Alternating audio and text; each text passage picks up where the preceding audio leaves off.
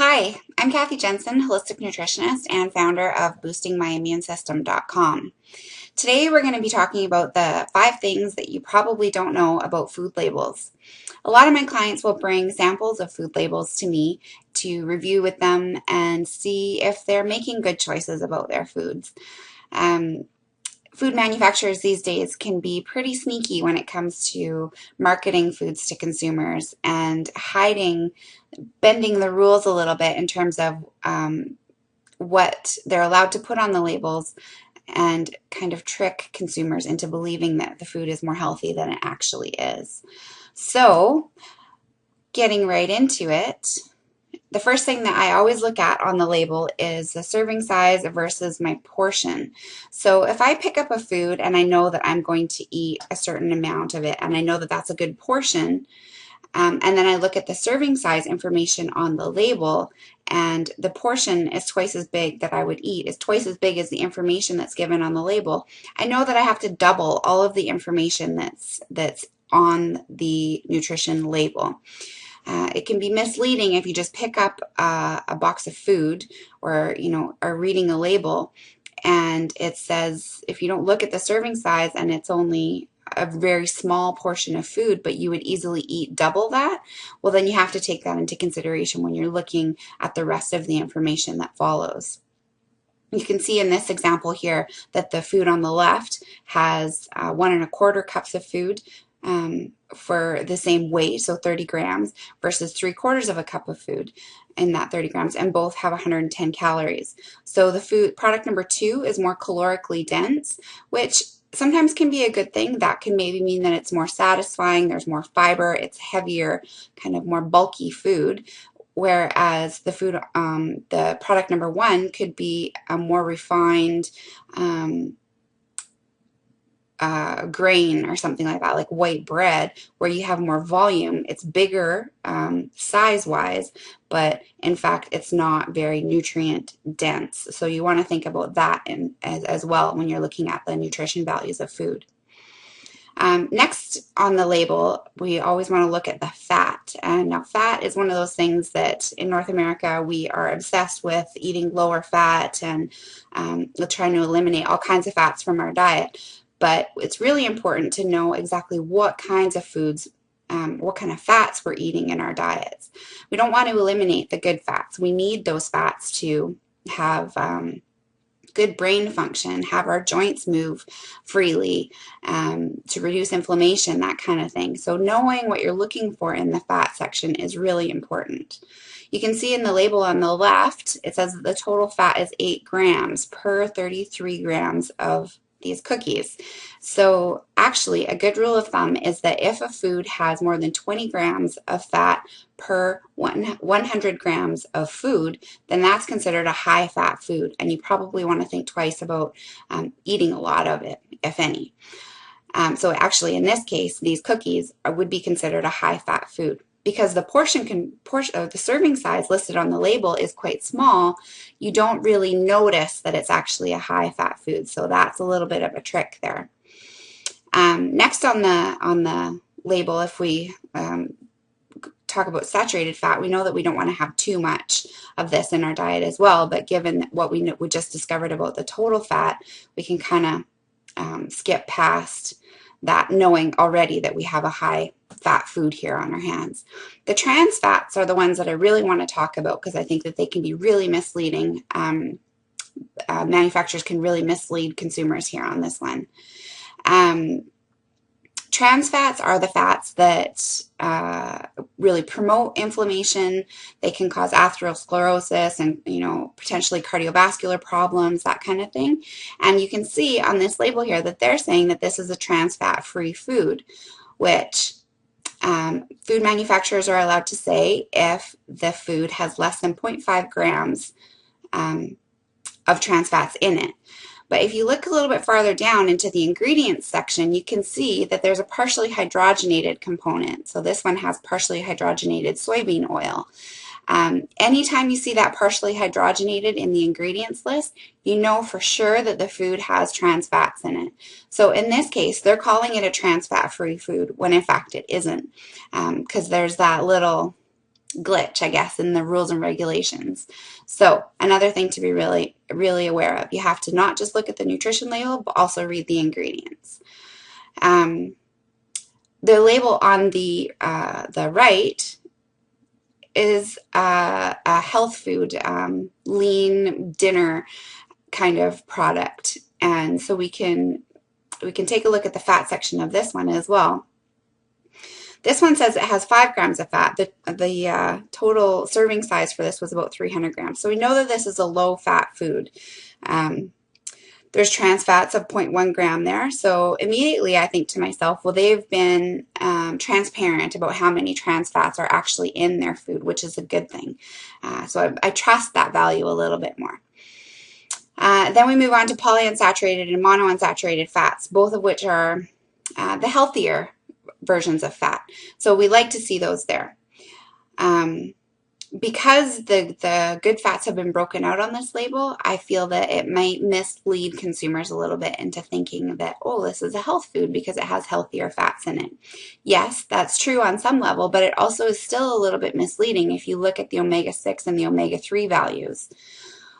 Omega-3 fats have been, there's lots of talk about them in terms of supplementation and eating salmon and other cold fish, cold water fish. But the thing is about omega-3s and omega-6s is we would like the ratio between the two, or the amount that we get of each, to be closer to 1:1 to 1:3. So ideally in this food, even though it lists omega-3s on the nutrition label, we'd like it to be higher, to closer to about 0.5 grams in this case, if we were going to stay within that ratio of 1:3 to omega-6s. So it's a little bit misleading because people look at the label, they see they're getting some omega-3s and they think, oh, great. But in fact, it's not really that much. You could be doing better if you, say, for example, picked up a piece of salmon and ate that. You'd get way more omega-3s. And again, it can be a little misleading. Okay, so now we're going to talk about the carbohydrate section of the food label. I think that this is probably my favorite part of the label to talk about because there's usually a big piece missing here for people, a component that they didn't understand before. And so for that reason, I really love sharing this information. People always tell me that they have eliminated breads, that they don't eat grains, that they're reducing the amount of carbohydrates in their diet. And I always wonder if they really understood the various components of a carbohydrate, if they'd make the same choice. Eliminating carbohydrates or eliminating grains, for example, you're eliminating a whole component of vitamins and minerals that are a good part of a healthy, balanced diet. And so it's important to understand how to read the label appropriately. So the label on the left here, we have 52 grams of carbohydrates, and as part of that, we have 11 grams of fiber and 0 grams of sugar. So if you add those up, there's 41 grams of carbohydrate that's missing from this breakdown. Those 41 grams actually are made up of starch, and looking at the percentage of starch in a food can tell us a lot about the glycemic index of a food. And you've probably heard that lower glycemic foods have a more stabilizing effect on blood sugar. They regulate your insulin better. They're generally better in terms of quality of food, and they can also help in terms of weight loss. They're a critical component of weight loss. So in this case, 41 grams of starch make up about 80% of the total carbohydrates in this particular food product. 80% means that it's higher glycemic index. It's not a low glycemic food. If you look at the label on the right-hand side, you can see that there's 40 grams of carbohydrate, 16 grams of fiber, and 4 grams of sugar.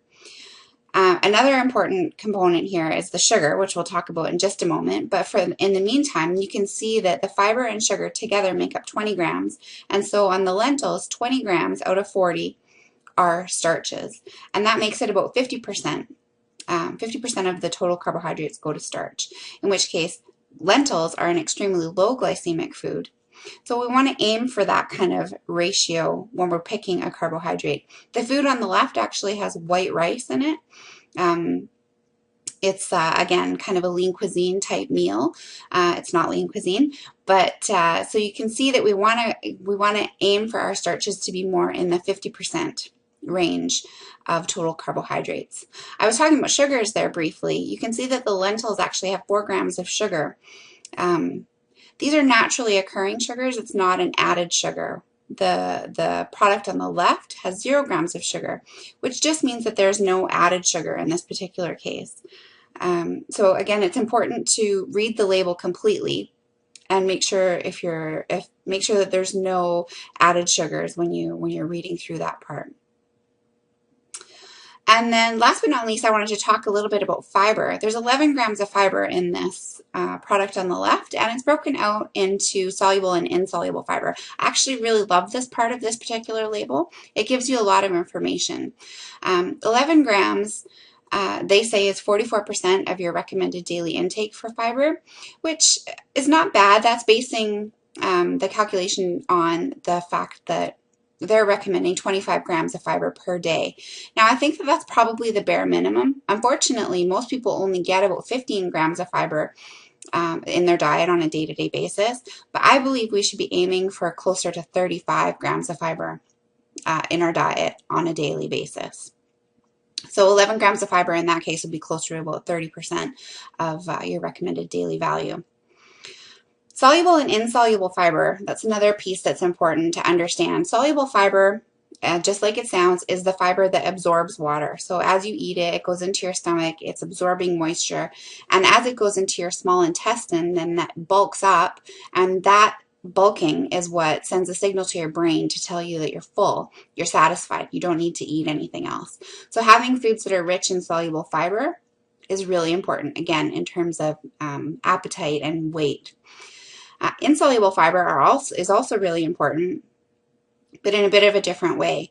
Insoluble fiber acts more to scrub out the inside of your small intestine and your colon, and what that does is it keeps everything really clean and moving nicely. If you think of it's just kind of exactly like a scrub brush, it just keeps all of the everything that you need to eliminate moving smoothly through the system.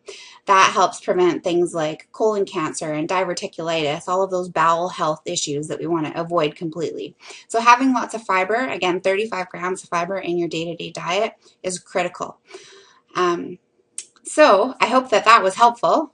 And now just looking at this last label here, this one's a bit of a trick, so I hope that you'll take a minute just to look and read this label and apply some of the things that you just learned. And you can decide whether or not you think that this would be a food that you'd like to eat or not. I'll post my own evaluation of this label on my blog, and you can go there and check it out, boostingmyimmunesystem.com, of course. And if you have any questions, you can always find me on YouTube and on Twitter. If you want to ask me any questions, of course, at any time, I hope to chat with you sometime in the future. Until then, stay healthy, and I look forward to seeing you again.